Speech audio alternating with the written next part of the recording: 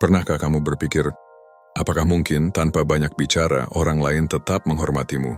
Apakah mungkin tanpa menunjukkan diri, kamu justru memancarkan kekuatan yang tak terlihat? Banyak orang mengira, agar dihargai kita harus berbicara keras, tampil menonjol, atau selalu menjawab. Padahal kekuatan sejati sering datang dari mereka yang memilih diam, bukan karena takut, tapi karena sudah paham. Tidak semua hal perlu dijelaskan, tidak semua serangan perlu dibalas. Kadang, diam adalah bentuk kendali tertinggi atas diri sendiri. Dan dari ketenangan itu, muncul wibawa yang membuat orang lain segan tanpa kamu perlu memintanya. Selamat datang di audio afirmasi, tempat kamu menemukan ketenangan, kekuatan, dan makna di balik setiap kata. Tekan tombol subscribe dan nyalakan loncengnya agar setiap afirmasi positif bisa hadir menemanimu di setiap langkah menuju versi terbaik dari dirimu. Selamat datang di audio afirmasi. Satu afirmasi setiap hari, satu langkah menuju hidup terbaikmu. Sekarang, mari kita mulai. Bagian 1. Diam yang berasal dari kesadaran. Diam yang sejati bukan lahir dari rasa takut, melainkan dari kesadaran. Kesadaran bahwa tidak semua hal perlu ditanggapi. Tidak semua kata pantas dibalas dan tidak semua orang layak dijelaskan. Karena semakin dalam pemahamanmu terhadap hidup, semakin kamu sadar bahwa energi yang kamu miliki terlalu berharga untuk dihabiskan pada hal-hal kecil. Orang yang diam karena takut biasanya menyembunyikan diri. Tapi orang yang diam karena sadar justru memancarkan kendali. Dia tahu kapan harus berbicara dan kapan cukup mengamati. Dia tahu kapan diamnya akan lebih keras dari 1000 kata. Dan ketika orang lain mulai menilai, dia hanya tersenyum karena ia sudah tahu tidak semua orang bisa mengerti kedalaman hati yang tenang. Diam yang lahir dari kesadaran adalah bentuk kematangan. Ia bukan tentang menahan diri semata, tapi tentang memilih dengan bijak. Kamu tidak lagi tergesa menjawab setiap tuduhan. Tidak lagi sibuk membela diri di depan mereka yang tak mau mengerti. Kamu hanya melihat, menilai, dan melangkah dengan tenang. Karena kamu tahu kebenaran tidak butuh pembelaan yang berisik. Cukup dibuktikan lewat waktu. Banyak orang berbicara untuk terlihat benar, namun orang yang sadar tidak butuh terlihat. Ia hanya butuh menjadi. Ia tidak sibuk membuktikan. Ia hanya menunjukkan lewat sikap. Dan justru dari sikap itulah wibawa tumbuh tanpa perlu diiklankan.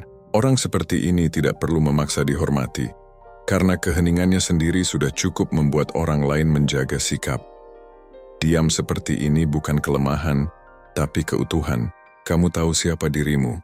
Kamu tahu apa yang kamu yakini, dan kamu tidak mudah digoyahkan oleh suara dari luar. Orang yang kuat bukanlah yang paling keras, tapi yang paling tenang ketika dunia berisik di sekitarnya. Karena di dalam ketenangan itu ada keyakinan bahwa semua akan berjalan sebagaimana mestinya, tanpa perlu terburu-buru menjelaskan siapa yang benar dan siapa yang salah. Diam yang lahir dari kesadaran juga membuatmu lebih jernih. Kamu mulai melihat hal-hal yang dulu luput dari pandanganmu. Kamu menyadari motif orang lain, arah situasi, dan bahkan kelemahan dirimu sendiri. Dan dari situ kamu belajar. Kamu tumbuh tanpa merasa perlu bersaing. Kamu mendengarkan lebih banyak dan semakin sedikit berbicara. Bukan karena kehilangan kata, tapi karena akhirnya kamu menemukan makna. Dalam hidup akan selalu ada orang yang menuduh, merendahkan, bahkan menguji kesabaranmu. Namun orang yang sadar tidak membalas dengan suara, ia membalas dengan tindakan. Dengan ketenangan, dengan sikap yang membuat orang lain merasa kecil karena kebisingannya sendiri. Ia membiarkan hasil berbicara, waktu menjawab, dan Tuhan yang menilai. Diam yang sadar bukan berarti diam selamanya, tapi ketika tiba waktunya untuk bicara, kata-katanya akan tajam, padat, dan penuh bobot. Karena ia tidak bicara untuk didengar, ia bicara untuk dimengerti. Dan ketika ia memilih untuk tetap diam, keheningannya menjadi pesan yang lebih dalam dari 1000 kalimat. Maka belajarlah untuk diam dengan sadar. Jangan tergesa bereaksi. Tenangkan pikiranmu sebelum menjawab. Kadang 1 detik diam bisa menyelamatkanmu dari 1000 penyesalan. Dan seringkali, dengan tidak mengatakan apa-apa, kamu sudah mengatakan segalanya. Diam bukan berarti kalah. Diam karena sadar berarti kamu sudah menang. Menang atas dirimu sendiri. Dan kemenangan seperti itu tidak terlihat di luar tapi terasa di dalam. Itulah kemenangan yang paling tenang, sekaligus yang paling kuat. Bagian 2. Diam yang penuh kendali. Diam yang penuh kendali adalah tanda seseorang sudah menguasai dirinya, bukan karena tidak punya emosi, tapi karena tahu kapan harus menyalurkannya. Orang yang benar-benar kuat bukan yang selalu terlihat berani bicara, melainkan yang mampu menahan diri ketika situasi menuntut reaksi cepat. Ia memilih berpikir dulu sebelum bertindak, karena tahu satu kata yang salah bisa merusak banyak hal. Kendalikan diri bukan hal mudah. Setiap hari kita berhadapan dengan hal-hal yang bisa memancing emosi, ucapan orang lain, kritik yang tidak adil, atau perlakuan yang menyinggung harga diri. Kebanyakan orang langsung bereaksi tanpa berpikir panjang. Namun orang yang memiliki kendali tidak tergesa. Ia mengamati, menimbang, dan menahan diri. Ia tidak mau terjebak dalam permainan emosi orang lain. Ia sadar, ketika ia marah, ia sebenarnya sedang kehilangan kendali. Dan itu justru membuat orang lain menang. Diam dalam kendali adalah bentuk disiplin diri. Kamu tidak menolak perasaanmu, tapi kamu tidak membiarkan perasaan itu mengendalikan tindakanmu. Saat kamu kesal, kamu tahu kamu sedang marah. Tapi kamu juga tahu, tidak semua kemarahan pantas dikeluarkan. Kamu menunggu momen yang tepat untuk menyalurkan energi itu. Dengan cara yang lebih produktif, kamu mungkin diam sekarang. Tapi bukan karena tidak mampu bicara. Kamu hanya menunggu waktu yang benar untuk menjawab dengan tindakan, bukan reaksi. Banyak orang kehilangan wibawa bukan karena lemah, tapi karena tidak mampu mengendalikan diri. Mereka terburu-buru menanggapi setiap kritik, ingin selalu benar, ingin selalu membalas. Padahal semakin sering mereka bereaksi, semakin mereka terlihat tidak tenang. Sementara orang yang mampu menahan diri justru tampak lebih matang. Orang lain akhirnya segan, karena mereka tahu kamu bukan tipe yang mudah dipermainkan. Kendali diri juga membuatmu lebih efisien dalam hidup. Kamu tidak membuang energi untuk membalas komentar, memperdebatkan hal kecil, atau membenarkan diri di hadapan orang yang memang tidak mau paham. Kamu fokus pada hal-hal yang bisa kamu ubah, tindakanmu, hasil kerjamu, dan cara kamu memperbaiki diri. Kamu berhenti mencari kemenangan kecil, karena kamu tahu pertempuran yang penting adalah melawan egomu sendiri. Diam yang penuh kendali membuatmu lebih berwibawa. Ketika orang lain marah, kamu tetap tenang. Ketika mereka berteriak, kamu tetap fokus. Ketika mereka berusaha memancing emosi, kamu hanya tersenyum dan tetap pada arahmu. Bukan karena kamu tidak peduli, tapi karena kamu tidak mau kehilangan fokus untuk sesuatu yang tidak penting. Dan ketika kamu akhirnya bertindak, tindakanmu lebih terarah dan efektif, karena lahir dari pikiran yang jernih, bukan dari dorongan sesaat. Kendalikan diri bukan berarti memendam segalanya. Kamu tetap perlu mengekspresikan emosi, tapi dengan cara yang sehat dan tepat. Kadang dengan berbicara baik-baik, kadang dengan menjauh sejenak, kadang dengan membiarkan waktu menjawab. Tapi kamu tidak membiarkan kemarahan menguasaimu. Kamu yang memegang kendali, bukan emosimu. Seseorang yang bisa mengendalikan diri akan terlihat berbeda. Cara berbicaranya tenang, cara berpikirnya tertata, dan keputusannya jarang terburu-buru. Orang-orang seperti ini sering dianggap dingin oleh yang tidak paham. Padahal mereka bukan dingin, mereka hanya stabil. Dan kestabilan itu adalah bentuk kekuatan yang sulit dimiliki banyak orang. Kendalikan diri adalah fondasi dari kedewasaan. Jika kamu mampu diam ketika diserang, mampu tetap sopan ketika diremehkan, dan mampu berpikir jernih ketika ditekan, kamu sudah lebih kuat dari kebanyakan orang. Karena yang kamu kalahkan bukan musuh di luar, tapi musuh di dalam, yaitu dorongan untuk bereaksi tanpa pikir panjang. Diam yang penuh kendali bukan berarti kamu tidak punya suara. Kamu hanya memilih kapan harus bicara, dan memastikan setiap kata yang keluar punya arti. Kamu tidak ingin kata-katamu muncul karena emosi sesaat, tapi karena keputusan yang matang. Dan disitulah letak kekuatanmu. Kamu tidak dikuasai oleh keadaan, kamu menguasai keadaan. Bagian 3, diam yang mengamati. Diam yang mengamati adalah kebiasaan orang yang belajar memahami sebelum menilai. Ia tidak terburu-buru menyimpulkan sesuatu, karena tahu bahwa yang terlihat belum tentu seluruh kebenaran. Orang yang mampu diam dan memperhatikan lebih dulu akan selalu memiliki sudut pandang yang lebih luas daripada mereka yang langsung bereaksi. Ketika kamu memilih diam untuk mengamati, kamu sedang memberi dirimu waktu untuk berpikir. Kamu menilai situasi, mengenali pola, dan memahami karakter orang di sekitarmu. Kamu tidak ikut terbawa suasana, karena kamu tahu setiap orang punya motifnya masing-masing. Kamu melihat bukan hanya apa yang dikatakan orang, tapi juga bagaimana cara mereka mengatakan sesuatu. Ekspresinya, gesturnya, intonasinya. Semua itu memberi informasi lebih banyak daripada kata-kata yang keluar dari mulut mereka. Orang yang sering bicara biasanya kehilangan kemampuan untuk mendengar. Mereka terlalu sibuk menjelaskan, membantah, atau menunjukkan diri. Sementara orang yang tenang dan diam untuk mengamati justru bisa membaca keadaan dengan lebih jernih. Ia tidak butuh banyak bicara untuk tahu apa yang sedang terjadi. Dan karena itulah ketika ia akhirnya berbicara, kata-katanya seringkali tepat sasaran. Diam untuk mengamati juga mengajarkan kesabaran. Kamu tidak lagi mudah menghakimi. Kamu sadar bahwa setiap tindakan seseorang punya alasan. Meski kamu tidak selalu setuju, kamu belajar menilai dengan data, bukan dengan emosi. Kamu mengumpulkan potongan informasi sebelum membuat keputusan. Dan hasilnya, keputusanmu lebih kuat karena lahir dari pemahaman, bukan prasangka. Kemampuan mengamati dalam diam juga melatih kepekaan terhadap hal-hal kecil. Kamu mulai menyadari pola yang tidak disadari orang lain. Kebiasaan, perubahan sikap, atau tanda-tanda kecil sebelum sesuatu terjadi. Kamu tahu kapan seseorang sedang berbohong, kapan seseorang gelisah, atau kapan situasi mulai berubah arah. Semua itu karena kamu hadir sepenuhnya dalam setiap momen. Bukan hanya secara fisik, tapi juga secara mental. Kamu mendengarkan dengan perhatian, bukan hanya dengan telinga. Diam yang mengamati juga membangun kecerdasan emosional. Kamu belajar memahami perasaan orang lain tanpa perlu banyak bertanya. Kamu melihat cara mereka bereaksi. Dan dari situ kamu tahu apa yang mereka butuhkan. Ini membuatmu lebih mudah berempati dan lebih bijak dalam bertindak. Orang seperti ini biasanya dipercaya karena mereka tahu kapan harus bicara dan kapan cukup mendengarkan. Dalam dunia yang serba cepat seperti sekarang, kemampuan untuk diam dan mengamati menjadi langka. Kebanyakan orang ingin langsung memberi opini, langsung menilai, langsung menanggapi. Padahal dalam banyak situasi, orang yang paling tenang justru yang paling berpengaruh. Mereka tidak perlu mendominasi percakapan. Cukup dengan kehadiran yang stabil dan pandangan yang dalam. Orang lain bisa merasakan wibawanya. Diam untuk mengamati bukan berarti pasif. Justru itu bentuk aktivitas mental yang sangat aktif. Kamu terus berpikir, menimbang, dan mencatat hal-hal yang mungkin tidak disadari orang lain. Kamu mengatur strategi dalam diam dan bergerak dengan lebih efektif ketika waktunya tiba. Sementara yang lain sibuk berbicara, kamu sudah tahu langkah apa yang harus diambil. Ketenangan seperti ini sering disalahpahami.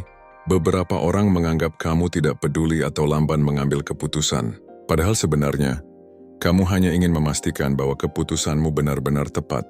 Dan setelah kamu bertindak, hasilnya seringkali jauh lebih kuat daripada mereka yang terburu-buru. Diam yang mengamati juga melindungimu dari manipulasi. Ketika kamu tidak banyak bicara, orang lain tidak tahu apa yang kamu pikirkan. Kamu tidak mudah ditebak, tidak mudah dipengaruhi. Mereka tidak tahu seberapa jauh kamu paham, dan itu membuat mereka berhati-hati. Kamu mengamati mereka, tapi mereka tidak tahu sejauh mana kamu membaca mereka. Jadi diam bukan berarti tidak berbuat apa-apa. Kadang diam adalah cara terbaik untuk melihat dengan jelas sebelum bertindak. Kamu tidak kehilangan suara. Kamu hanya menundanya sampai waktunya benar. Dan ketika saat itu tiba, tindakanmu lebih efektif karena didasari pemahaman yang dalam. Itulah kekuatan diam yang mengamati, tenang di permukaan, tapi penuh kesadaran di dalamnya. Dan dari kebiasaan inilah, lahir kebijaksanaan yang membuat orang lain menghormatimu tanpa perlu kamu minta. Bagian 4, diam yang memancarkan aura tenang. Ada orang yang membuat suasana menjadi gaduh hanya dengan kehadirannya. Ada pula orang yang membuat ruangan terasa tenang hanya dengan duduk tanpa berkata apapun. Yang terakhir inilah yang disebut memiliki aura tenang. Kekuatan yang tidak terlihat tapi bisa dirasakan. Aura tenang bukan sesuatu yang dibuat-buat. Ia muncul dari ketenangan batin, dari kemampuan seseorang mengatur pikirannya sendiri. Orang yang tenang tidak merasa perlu membuktikan apapun. Ia tidak mudah marah, tidak reaktif, dan tidak tergesa membela diri. Sikapnya stabil, dan itulah yang membuat orang lain merasa segan tanpa alasan yang jelas. Ketika kamu memancarkan ketenangan, orang lain akan menyesuaikan diri dengan energimu. Mereka berbicara dengan nada lebih rendah, lebih berhati-hati dalam bertindak, dan merasa harus menjaga sikap. Ini terjadi bukan karena kamu menakutkan, tapi karena kamu tidak bisa dibaca. Kamu tidak menunjukkan terlalu banyak emosi, tidak menampakkan ketidaksabaran, dan tidak memberi reaksi yang mudah ditebak. Dan di dunia yang penuh orang impulsif, Sikap seperti ini membuatmu tampak berbeda. Aura tenang bukan berarti kamu tidak punya perasaan. Kamu tetap bisa marah, kecewa, atau sedih. Tapi kamu tahu bagaimana mengelolanya. Kamu tidak menumpahkan semuanya di depan orang lain. Kamu memilih memprosesnya sendiri sampai kamu siap berbicara dengan kepala dingin. Itulah sebabnya orang yang tenang terlihat kuat. Bukan karena mereka tidak punya masalah, tapi karena mereka tahu cara menghadapinya tanpa kehilangan kendali. Ketenangan seperti ini lahir dari kebiasaan berpikir jernih. Kamu terbiasa mengatur napas, mengatur fokus, dan menilai situasi dengan logika. Kamu tidak membiarkan hal-hal kecil merusak suasana hatimu. Dan ketika sesuatu tidak berjalan sesuai rencana, kamu tidak langsung menyalahkan siapapun. Kamu berhenti sejenak, menenangkan diri, lalu mencari solusi dengan tenang. Orang yang melihatmu akan berpikir kamu sulit digoyahkan, dan itulah awal dari rasa segan. Menjadi pribadi yang tenang juga berarti kamu tidak mudah dipengaruhi. Kamu tidak mengikuti emosi orang lain. Ketika orang marah, kamu tidak ikut marah. Ketika orang panik, kamu tetap berpikir jernih. Kamu menularkan kestabilan kepada lingkunganmu, bukan kebingungan. Kamu menjadi pusat gravitasi yang membuat orang lain ingin dekat, karena bersamamu mereka merasa aman. Namun, untuk memiliki aura tenang, kamu perlu mengenali dirimu sendiri. Kamu harus tahu apa yang membuatmu cemas, apa yang memicumu marah, dan bagaimana cara menanganinya. Tanpa kesadaran diri, ketenangan hanya akan menjadi kepura-puraan, dan orang lain bisa merasakan itu. Tapi ketika tenangmu lahir dari kejujuran terhadap diri sendiri, energinya akan terasa tulus. Kamu tidak sedang memainkan peran. Kamu memang benar-benar damai di dalam. Orang dengan aura tenang jarang berbicara banyak, tapi setiap kata yang keluar dari mulutnya terasa memiliki bobot. Bukan karena kata-katanya luar biasa, tapi karena ia berbicara dari tempat yang stabil. Ia tidak bicara untuk membuktikan diri. Ia bicara untuk memberi nilai. Dan karena itu orang lain mendengarkan dengan hormat. Kadang orang dengan ketenangan seperti ini dianggap misterius. Orang tidak tahu apa yang ia pikirkan, tapi semua tahu mereka tidak ingin membuatnya marah. Bukan karena takut, tapi karena tahu marahnya orang tenang bukan hal yang main-main. Ia tidak sering bereaksi, tapi ketika batasnya dilewati, reaksinya pasti terukur dan tegas. Itulah bentuk kekuatan yang tidak perlu ditunjukkan setiap saat, tapi selalu terasa. Ketenangan juga menandakan bahwa kamu sudah berdamai dengan hidupmu. Kamu tidak lagi sibuk mencari validasi, tidak lagi membandingkan diri, dan tidak lagi terseret drama yang tidak perlu. Kamu fokus pada hal yang bisa kamu kendalikan. Dan karena itu kamu tidak banyak kehilangan energi. Kamu tidak lelah menanggapi segalanya. Kamu hanya memilih hal yang penting. Menjadi orang yang tenang bukan berarti kamu acuh. Kamu tetap peduli. Tapi kamu tahu kapan harus bertindak dan kapan harus menunggu. Kamu tidak hidup untuk membuktikan siapa yang benar, tapi untuk memastikan hidupmu tetap seimbang. Dan tanpa sadar, ketenanganmu menjadi kekuatan yang membuat orang lain menghormatimu tanpa kamu harus memintanya. Pada akhirnya, aura tenang bukan hasil dari pelatihan instan.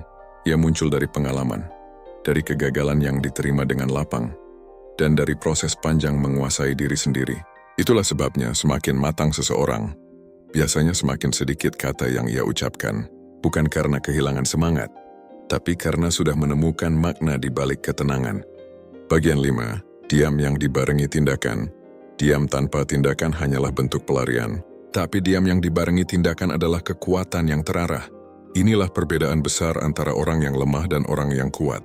Orang lemah memilih diam karena tidak tahu harus berbuat apa, sementara orang kuat memilih diam sambil menyiapkan langkah berikutnya.